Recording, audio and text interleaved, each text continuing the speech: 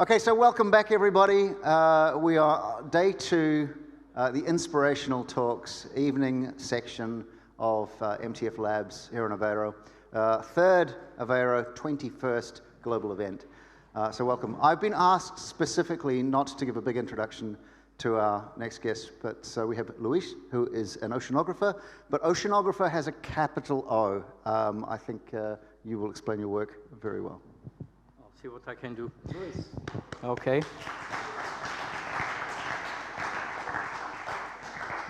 Don't clap too early, so let's see whether you like it or not. Okay, so, first, well, it's not showing there, the presentation. It is now, great. Okay, so first of all, I'm one of those many people, I think, that are happy because we are paid to do what we love.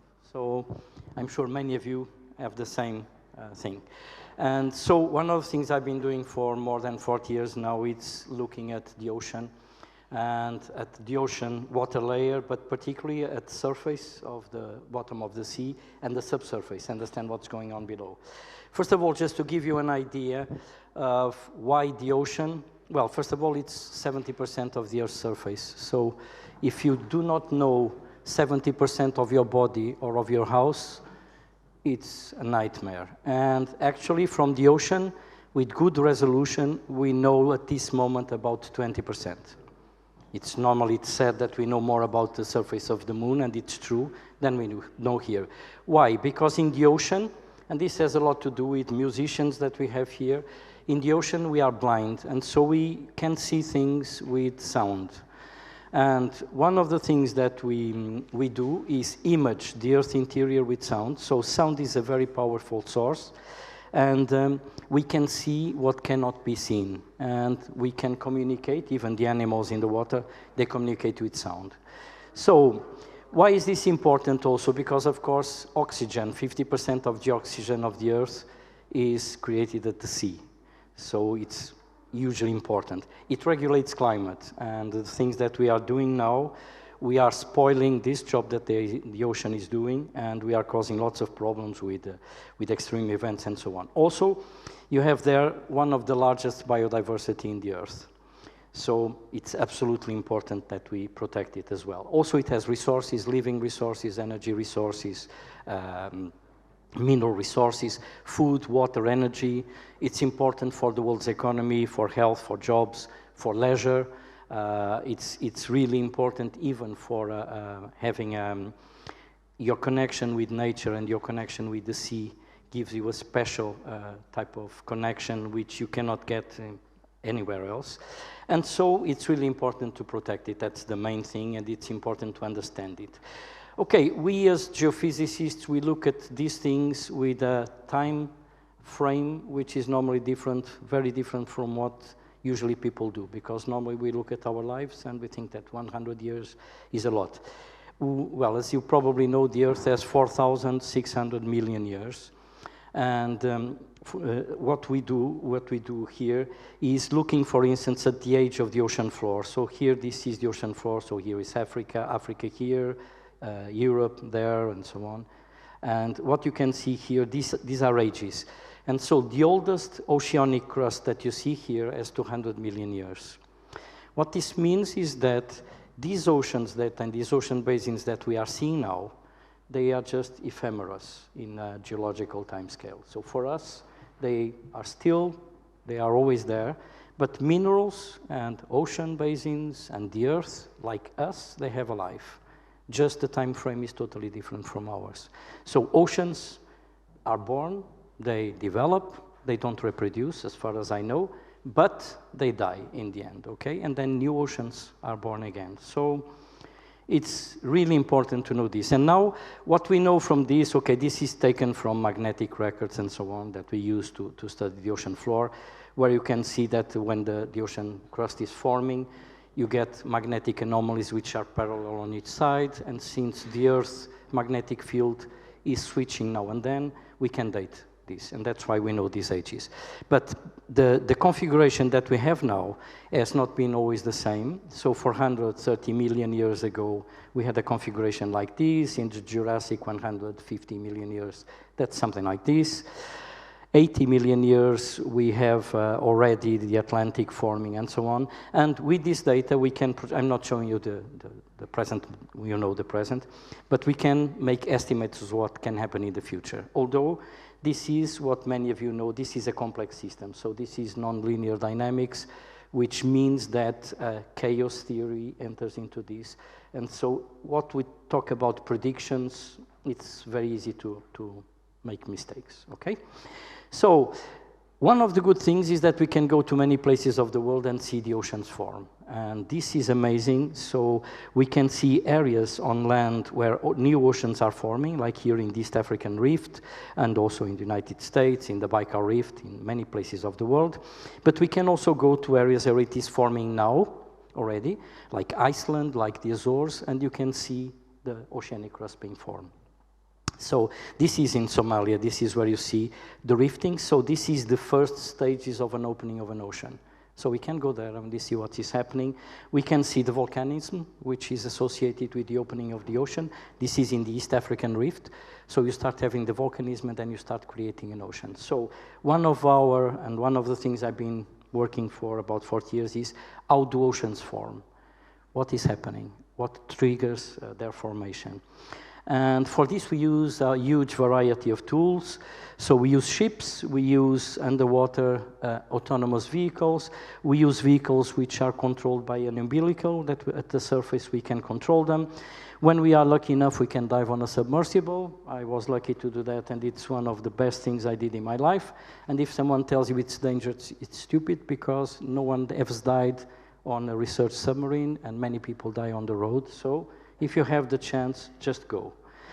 And the other thing that we can do is, of course, we use acoustics to understand what's going on in the seafloor and the subsea floor.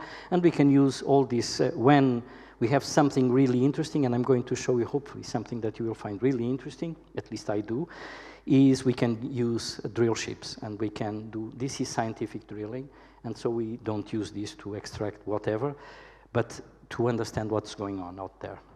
And so one of the things that I've been working for many years is how the Atlantic formed. So we use acoustic data, magnetic data. That's what we do in geophysics, gravity data, lots of these. And we can do the reconstructions on when these two continents were together. And nowadays, okay, I will not go into details, but we have good models, how it started to break the continent, the breakup of the continent, how it started spreading, how the two margins were formed. Basically, we study these margins and we understand all the evolution. And so this is highly important. Of course, some people say, but understanding this, is it important? It's the same as art. It's, of course, important for life, even if it doesn't have an application, although this has applications, but like art, it's fundamental for our life. It's one of the things that distinguishes us from other animals. The other thing that we can look in the record that we find in the sediments is how life has changed through time, but not only that, we can look at how weather has changed, and climate and ocean currents have changed through time. So basically, we can use isotopes. We can use, for instance, some isotopes, oxygen isotopes. If you are in a glacial period, you will have enriched O18 in the water, and these animals that live in the water, zooplankton namely, some of them, they have skeletons or shells which are made of silica or carbonate, and they incorporate more O18 in this case. So if you check those, you can check whether it was a cold period or not, and with the associations we can date them. So what we know now is that so this is about 200 million years. This is the last 1.5 million years, and this is a record for the past 500,000 years. So what we can see first here is that now we are in a much colder period than we were before. But when we look at the percentage of CO2 in the atmosphere, we can see clearly that we had several peaks in the past, but it never went up to 180 to about 300 maximum ppms. Nowadays, and since the Industrial Revolution, we can see that it has gone to 400, okay? So it has never happened in the past. So we are now, unfortunately, we have the capacity to influence climate, okay? And this is where we need to act for this, okay? Now, what wonderful things can we see and why do we love this type of life? If you go to these areas where you have ocean formation, ocean crust formation, we see wonderful places like this. For instance, these are ROVs, and this is what we call the Lost City. This has tens of meters. So these are structures which are formed in the seafloor, and they have tens of meters. It's very strange also, and we don't still understand very well why it happens, because, for instance, if you cut one of these pieces, and you think, okay, it's gone forever, sometimes in 1 or 2 years, it's a metastable system, and they just grow up like this, completely crazy in a short time. So we still don't understand exactly how these things work. So this is one of these extreme systems that we find. And in these systems, some of them, I did not bring too much videos because I didn't want this to go too long. But anyway, in these areas, so you have these smokers. That's where you have, this is not smoke. These are metal particles that are expelled in these areas. And here you have no light. You have an extremely toxic environment, and that's where animals like these live, okay? So these are worms, and these worms, they can be several meters long. If you cut them, it looks like blood. They do something similar to blood. They live because they have bacteria inside, and the bacteria use the methane and other fluids to create that's why they have a metabolism. It's because of these associations with bacteria. So we can dive in these places, we can go there, we can visit them. So you can imagine that it's wonderful. When we dive at 4,000 something meters, it's 1.5 hours going down. Then you stay there 8 hours because you have 72 hours of oxygen, but it's a wonderful thing, okay? So if you have the chance, just go. Again, what can we see in the seafloor? Nowadays we have also with sonar, but with different frequencies we can see the seafloor. And this is the south margin of Portugal, between Africa and Eurasia here. And since about 60 million years ago, Africa is converging with Europe, and it's deforming all this area here. And here we can see these are salt diapirs. But in this area, many years ago, we went here, and the good thing about research is that we have an idea, and we have to have a good idea of what we're going to do, otherwise no one is going to fund what we're going to do. But when we arrive there, we always have surprises. This is why life is exciting, okay? We always find things, sometimes they confirm what we expected, but most of the times we get surprises. We get more questions than we had answers. And so in this area here, once we went to check this area, and we found these volcanoes in the seafloor. And these volcanoes, they don't expel lava, they expel clay, so a clayey material filled with gas and hydrocarbons. And in here, what we found really interesting is that you can get, so these are volcanoes like this. We can see them if we use acoustics, we can see in depth how they look. So they have this Christmas tree structure, which means they have different episodes of growth. And in this area here, so basically you have at a certain depth a certain layer full of gas, and if you have compression, either by the weight of the sediments or any tectonic compression, they come to the surface and they form these volcanoes. And these volcanoes, you can find all type of wonderful species which all live on chemiosynthesis. So about half of the life on the Earth lives not on photosynthesis like we live in the surface, they live like this. And many of them live below the surface, and we'll go there in a minute. Some of these, so all these are chemosynthetic species. This one was named by one of my colleagues that was on board with us as Bob Marlensis. You can see why. So we enjoy life on board, and we have possibilities to name things, which is nice when we discover them. Most of these species, this one is known, but the other ones are new to science. And when you go to these extreme places, you always get new species for science. It's amazing. And there we also found these white things, these are gas hydrates, and it's a cleaner energy than oil and gas. It's a non-conventional hydrocarbon. And if you take a match, they will burn. And 1 cubic centimeter will release 160 centimeters of gas. So this could be a possible energy source in the future. Also, when we look at these things, and this is not in the area that I studied, this is in the hydrate ridge, but what happened is that these gas hydrates in the seafloor, suddenly someone saw there, it was some colleagues from the US, they saw a yellow thing there and they did not understand what it was.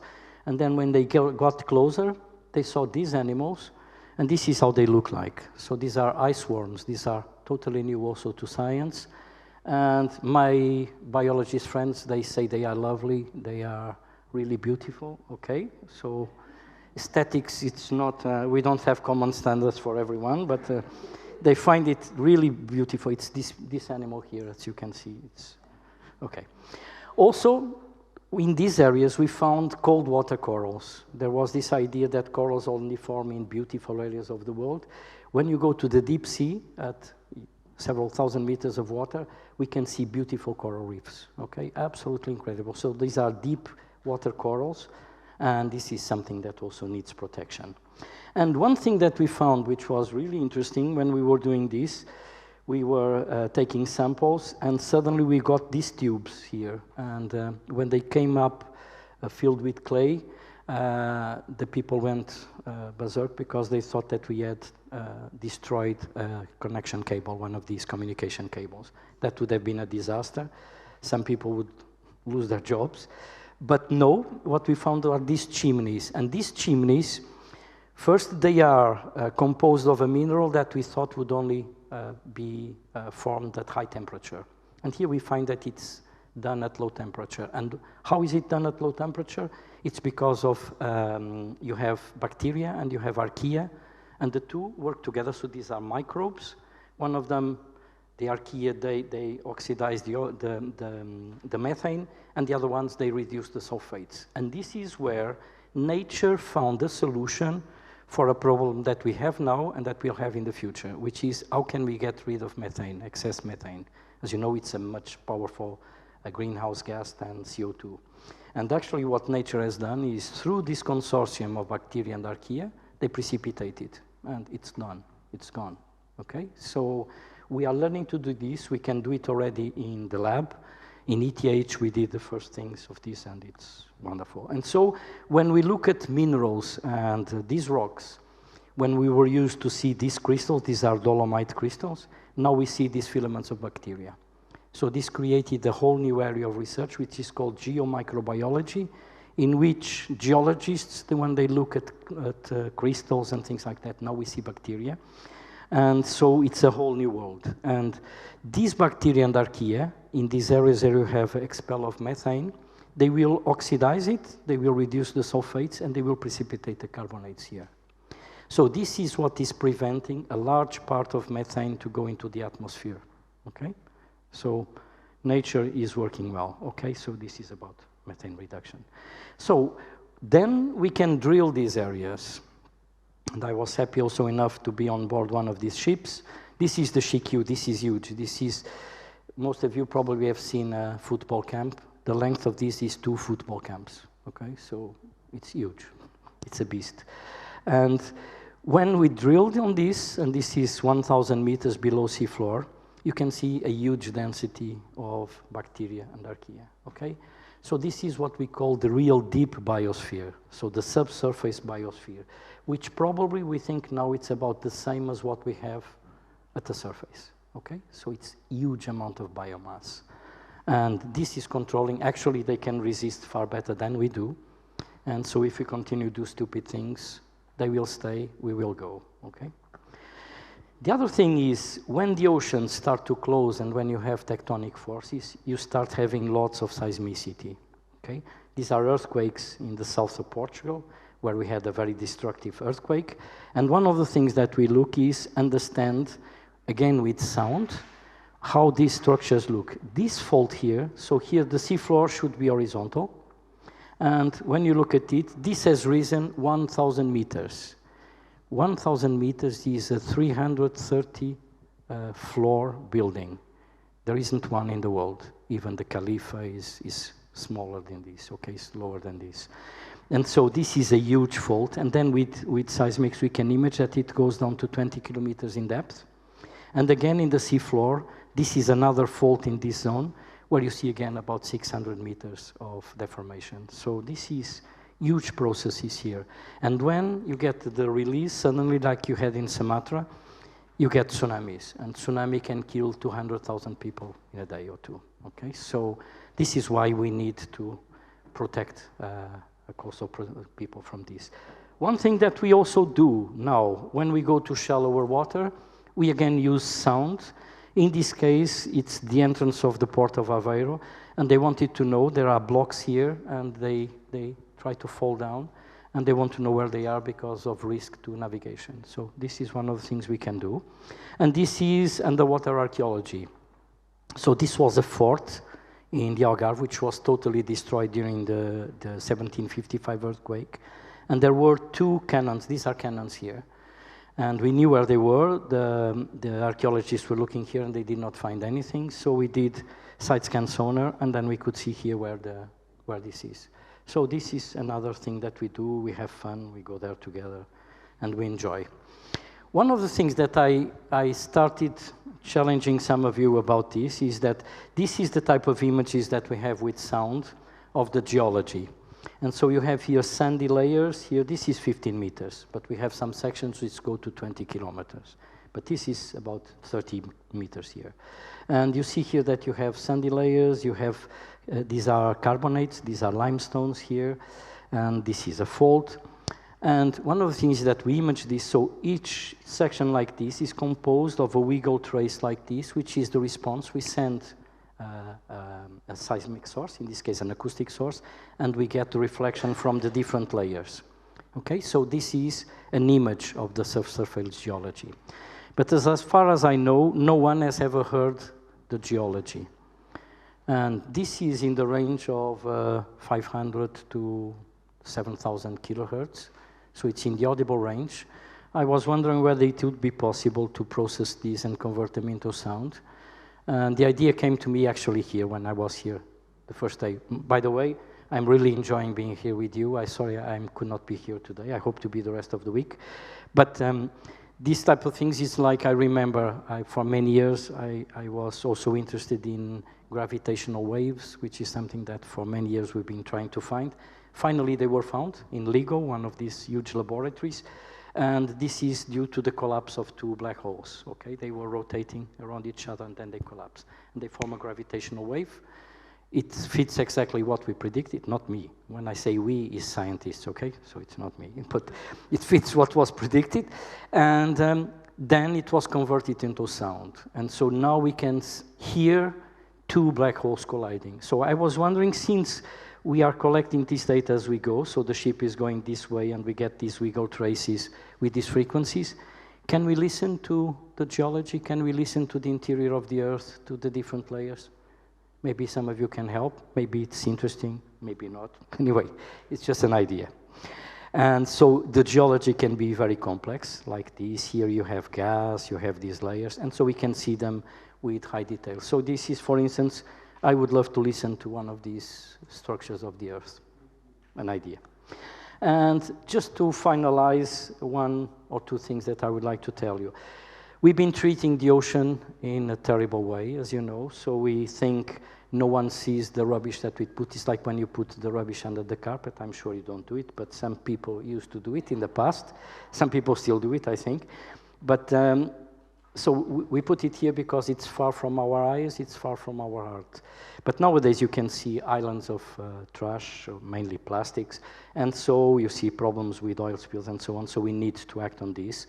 Also, the fact that we are putting all these amounts of CO2 in the atmosphere, we are disrupting the regulating power of the ocean concerning climate regulation. And so we need to act. We are impacting in terms of acidification. I'm sorry, this is in Portuguese. Acidification, pollution, deoxygenation, eutrophization, overfishing, and so we are destructing habitats. And so we need to act. And this was realized by the UN. And so we prepared an ocean decade of science, of ocean science, so that we find the science solutions and the technology that can help us to restore a healthy ocean, okay? And of course, art has a great impact on this. To be honest, I think some images, of course, I'm talking now about photography, but some documentaries as well, a powerful documentary, powerful images. Well, like even yesterday we saw some film.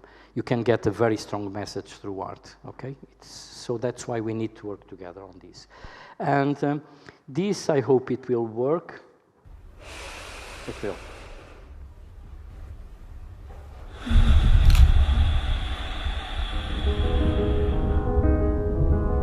The ocean is the source of the oxygen we breathe.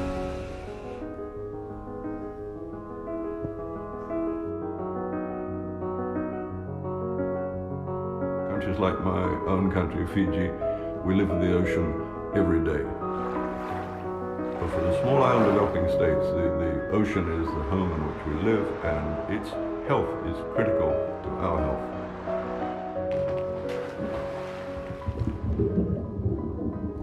Our economy is so dependent on the ocean, be it tourism or fisheries.